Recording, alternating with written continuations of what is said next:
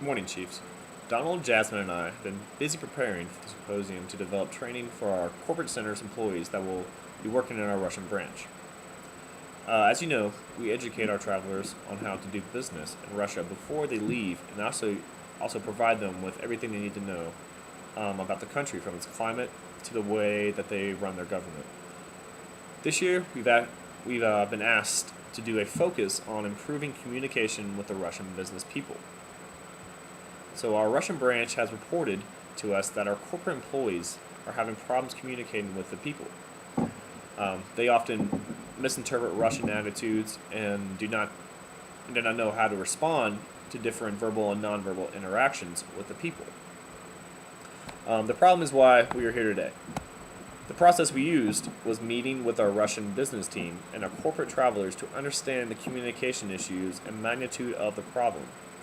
Next, we actually researched the Russian culture, the attitudes, and communication styles to better understand our partners.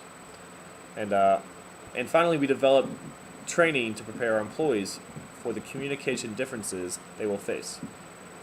This training will focus on the Russian culture, and local attitudes, and the forms of verbal and nonverbal communication they use in their daily lives. First, I'm going to give you some background on our problem and our research. As a global export company, our primary source of Russian products comes from the local artisans. Some of the Russian crafts include lacquer boxes, nesting dolls, painted eggs, and wool and lace clothing. They are authentic folk art, and they are made entirely by hand. These products have roots in Russian traditions and history, and are a source of tremendous Russian pride. Every year, we send a team of corporate employees to Russia to assist them with building their product line, which brings them face to face with the local people. They weren't prepared, though, for this level of interaction. From our discussion, we found 100% of our group is having communication problems with the Russian. Our research shows that it is important to gain and understand the Russian culture and communication styles if you want to do business with them. The Russian culture heritage is ranked 7th in the National Brand Index, based on interviews 20,000 people from Western countries and Far East. The thing is also, Russia has suffered through several years of chaos and unrest after the collapse of the Soviet Union. However, they emerged, though, as an economic powerhouse full of opportunity for foreign companies to come in, and their approach to business is heavily influenced on Russian culture and impact of the Soviet past. So, obviously, in our rush to do business in this country, we often forget that in Russia, culture comes before commerce.